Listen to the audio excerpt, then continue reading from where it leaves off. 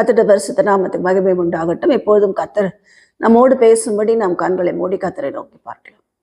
ஹல்லேலூயா. உம்மை ஸ்தோத்திரிக்கிறோம்ப்பா. நேற்றும் இன்றும் என்று மாறாத நல்ல தகப்பன், இந்த வேத தியானத்தின் மூலமா எங்களோடு கூட நீர் பேசும்படி நாங்கள் ஜெபிக்கிறோம். எங்களுக்கு பிரயோஜனமா இருக்கிறத மாத்திரம் நீங்க சொல்லித்தாங்கப்பா. உடைய வழியில நடத்துங்க. உடைய நல்ல ஆவியானவர் எங்களை செமையான வழியில நடத்த நாங்கள் ஜெபிக்கிறோம். இயேசு நாமத்தில் பிதாவே, ஆமென். கர்த்தருடைய பரிசுத்த நாமத்துக்கு மகிமை உண்டாகட்டும். இந்த வேத தியான பகுதியிலே கர்த்தர் சொன்ன ஒரு காரியத்தை நாம் தியானிக்க போகிறோம். இப்போ இருக்கிற சூழ்நிலையில இந்த உலகமும் உலகத்தில் இருக்கிற எல்லா மனிதர்களும், ஆவிக்குரியவர்களும், ஊழியம் செய்கிறவர்களும் எல்லாருமே என்ன பண்றாங்கன்னா, ஒரு நாள் வாழ்வை இன்பம் என்று எண்ணி ஓடுகிற ஒரு கூட்டமா இருக்கிறார்கள். ஒரு நாள் லைஃப் போதும். இன்னைக்கு இருக்கிறோம். நிறைய பேரோட பேச்சு என்ன, வெந்ததத்திமோ விதி வந்தா சாவு. அதனால எப்படின்னா இருக்கலாம், ஜாலியா இரு, யாரும் நம்ம கேட்க முடியாது. இன்னைக்கு தாங்க நம்ம கையில, நாளைக்கு நம்ம கையில கிடையாது அப்படின்னு சொல்லுகிற அநேகரை நாம் உலகத்துல பார்க்கிறோம். ஆவிக்குரிய வாழ்க்கையில கூட பார்க்கிறோம். இன்னைக்கு கஷ்டப்படுறோம், இன்னைக்கு கிடைக்காது, நாளைக்கு கிடைச்சா என்ன இருக்கு அப்படின்னு நினைக்கிறோம். கர்த்தருடைய பரிசுத்த நாமத்துக்கு ஸ்தோத்திரம். அந்த ஒரு நாள் வாழ்வை இன்பம் என்று எண்ணினவர்களுடைய வாழ்க்கை, அதற்காக தேவனை விட்டு விட்டவர்களுடைய வாழ்க்கை அதிக பரிதாபமா இருக்கு. கர்த்தருடைய பரிசுத்த நாமத்துக்கு ஸ்தோத்திரம். நம்ம வேதத்தை ஆராய்ந்து பார்க்கும்போது ஏசாவும் யாக்கோபை குறித்து நாம் யோசிச்சு பார்த்தோம்னா தெரியும். ரெண்டு பேரும் அண்ணன் தம்பிங்க தான். ரெண்டு பேரும் ஒரே டைம்ல பிறந்த இரட்டை பிள்ளைகள் தான். ரெண்டு பேருமே தேவ பிள்ளைகளால் வளர்க்கப்பட்டவர்கள். பயபக்திக்குரியவர் என்று சொல்லப்படுகிற ஈசாக்கினுடைய ரெபேக்காவுடைய கரங்கள்ல வளர்ந்தவங்க. நல்ல வளர்ப்பு, நல்லா வளர்த்திருந்தாங்க. ரெண்டு பேரையும் தேவ பயத்தை சொல்லி கொடுத்திருந்தார்கள். ஆனா ஏசா என்னதான் அப்பா அம்மா கூடயே இருந்தாலும் அவர்களுடைய பக்தியையோ பயத்தையோ அவர்கள் சொல்லிக் கொடுக்கிற தேவனையோ கற்றுக்கொள்ள விருப்பம் உள்ளவனாய் இருக்கவில்லை. ஏசாவுடைய வாழ்க்கையே வித்தியாசமா இருந்தது என்று வேதத்துல வாசிக்கிறோம். அவனுடைய காரியங்கள் எல்லாம் அன்னைக்கு தேவைக்கு மட்டும்தான் இருந்தது.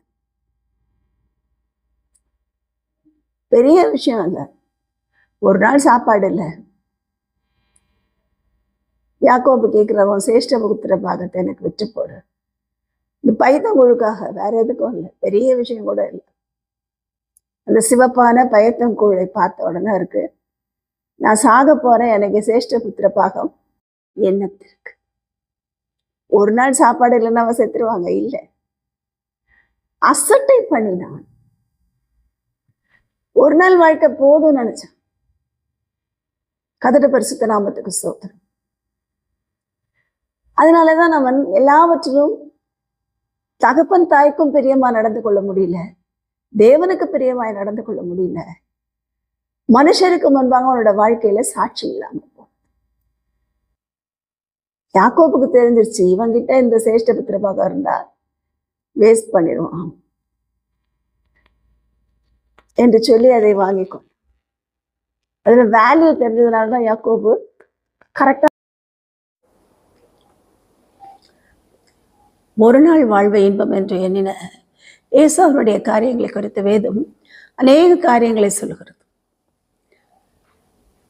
ஏசாவுடைய வாழ்க்கை, யாக்கோபோடு பிறந்தவர் தான், எல்லாம் பண்ணவர் தான். ஆனாலும் அவருடைய நோக்கம், அவருடைய நாட்டம் எல்லாம் அந்த அந்தரங்க பொக்கிஷங்கள் இருந்ததாக வேதத்துல வாசிக்கிறோம். யாக்கோபை சிநேகித்தேன், நான் ஏன் யாக்கோபை சிநேகித்தேன் என்று கேட்கிறீர்கள், ஏசாவையோ வெறுத்தேன் என்று சொல்லி ஆண்டவர் சொல்லிட்டு சொல்றாரு. ஏசாவுடைய அந்தரங்க பொக்கிஷங்கள் எனக்கு அருவருப்பா இருக்கிறது. அவரோட நோக்கம் என்னது, இங்க பூமியில இன்னைக்கு டேட்டுக்கு சாப்பிடலன்னா நான் செத்துருவேன், உடனே பயத்தம் கூடு. தாய் தகவனுக்கு பிரியமோ பிரியம் இல்லையோ, எனக்கு இன்னைக்கு லைஃப் நல்லா இருக்கணும், என் விருப்பப்படி கல்யாணம். நான் விரும்புகிற பொண்ணை தான் கல்யாணம் பண்ணுவேன். அவங்க யார் எனக்கு சொல்கிறதுக்கு? இன்றைக்கி வாலிப பிள்ளைகள் கேட்குறதே அதான். நான் ஏன் யார் பேச்சையும் கேட்கணும்?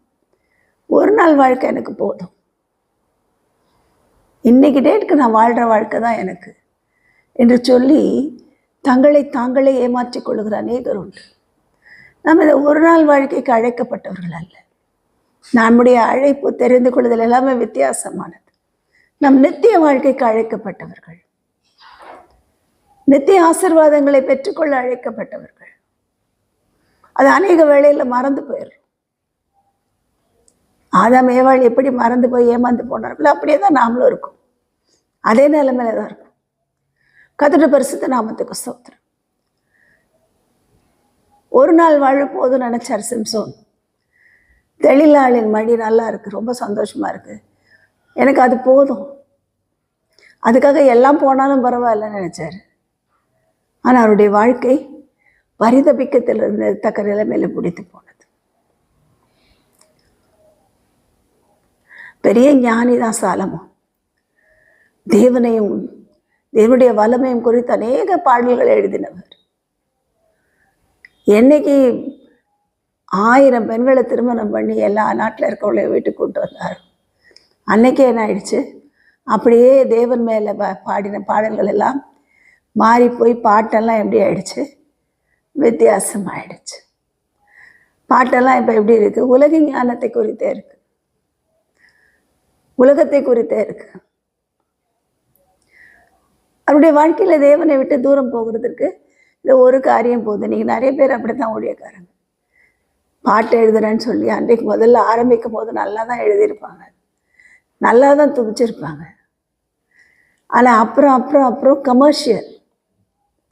கமர்ஷியலைஸ் பண்ணணும்னு உள்ளே வந்துருச்சு. நான் பாட்டு எழுதுனா அந்த பாட்டை இத்தனை மில்லியன் பீப்புள் கேட்கணும். உடனே அந்த மில்லியன் பீப்புள் கேட்கறதுக்காக அவங்களுக்கு எப்படி இருந்தால் பிடிக்கும், லேட்டஸ்ட் ட்ரெண்ட் சினிமா மியூசிக்கை கொண்டு வந்து போட்டு டான்ஸ் ஆடினா பிடிக்கும். ஓகே, ஆடு. என்ன நடக்குது? பக்தி விருத்தி இருக்கா? அந்த பாட்டை கேட்கும் போது நமக்கு ஒரு தேவ பயம் வருதா? டான்ஸ் ஆட தோணுது எல்லாருக்கும், ஆனால் தேவ பயம் வருதா தெரியல. கர்த்தருடைய பரிசுத்த நாமத்துக்கு ஸ்தோத்திரம். ஒரு நாள் வாழ்க்கைக்கு தான் எல்லாம். அடிக்கடி சொல்கிறது, எவ்வளோ பணம் இருந்தாலும், எவ்வளோ பொருள் இருந்தாலும், எது இருந்தாலும் தேவன் என்னோட இல்லைன்னா என்னுடைய பயணம் வேஸ்ட்டு. அதெல்லாம் என்னது, வெறும் அந்தரங்க பொக்கிஷமாய் மாறி போகும்.